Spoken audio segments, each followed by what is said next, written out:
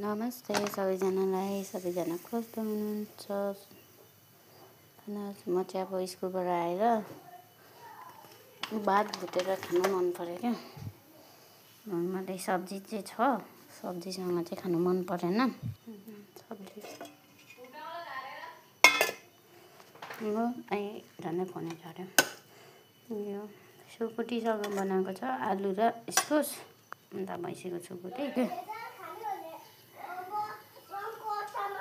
मेरो छोरा खालि खोले दाल बन्छ, खालि खोले दाल, जहिले पनि खोले दाल खोले दाल।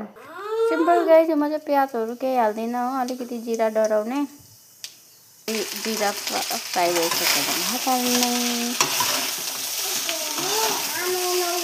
म चाहिँ भातसँग चाहिँ खाने हो माछा, सुकेको माछाको अचार, धेरै हाल्दैन।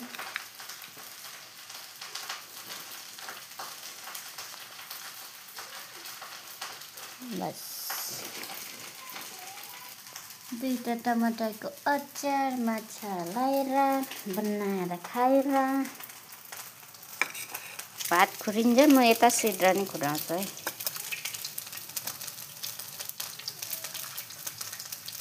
यो चाहिँ तावा चाहिँ मैले पहिला नि सिद्रा पकाएको थिएँ कि, पहिला भन्दा नि अघि आमाले बनाएर खानुभएको रहेछ हो, त्यहीमा पकाइदिएको नि त।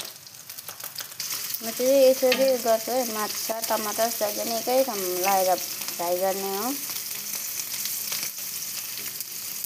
माछा चाहिँ फ्राई भइसक्यो हो, डढेर कालो कालो पनि भयो। अन्त चाहिँ टमाटर पाल्दैछ।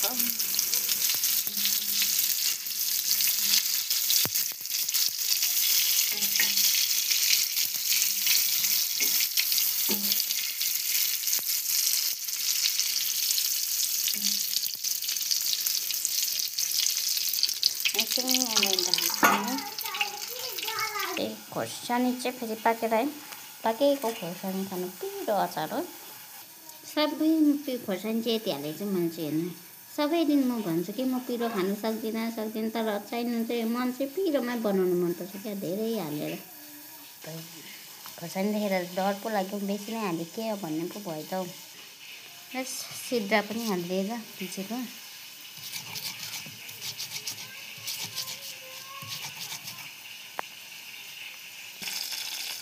खोर्सानी पिस्दा नपिस्दा टमाटर पनि पाक्यो।